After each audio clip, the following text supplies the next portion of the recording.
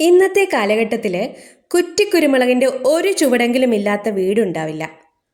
ഒരു ചുവട് പിടിച്ചു കിട്ടിയാൽ അതിൽ നിന്ന് തന്നെ ഒരുപാട് തൈകൾ നമുക്കുണ്ടാക്കിയെടുക്കാം. കുരുമുളകിൻ്റെ തൈകൾ ഉണ്ടാക്കാൻ ഒരിക്കലും മണികൾ ഉപയോഗിക്കരുത്. കുരുമുളക് മണി മുളപ്പിച്ചുണ്ടാക്കുന്ന തൈകൾക്ക് മദർ പ്ലാന്റിൻ്റെ ഗുണം ലഭിക്കില്ല.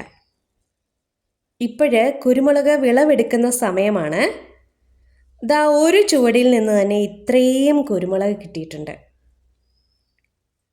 നല്ല വിളവ് തരുന്ന ചെടികളുടെ ശാഖകളാണ് ഏറ്റവും നല്ലത്.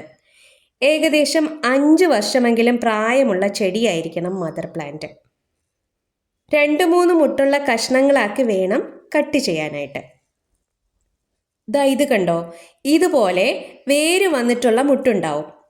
ഇങ്ങനെ മുട്ടുള്ള തണ്ട് കട്ട് ചെയ്ത് വെച്ചാൽ പെട്ടെന്ന് വേര് നന്നായിട്ട് പിടിച്ചു കിട്ടും.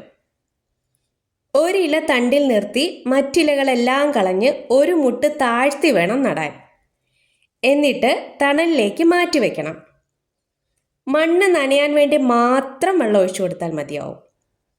1 മാസം കൊണ്ട് നന്നായിട്ട് വേര് പിടിച്ചു കിട്ടും. ഒരു 3 മാസം ആകുമ്പോഴേ ഇലകൾ വന്ന് നിറയും.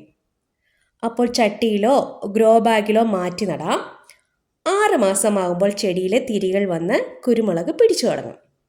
ഇതുപോലെ നമുക്ക് ഒരുപാട് തൈകൾ ഉണ്ടാക്കിയെടുക്കാം. വീഡിയോ ഇഷ്ടമായാൽ ഒരു ലൈക്ക്.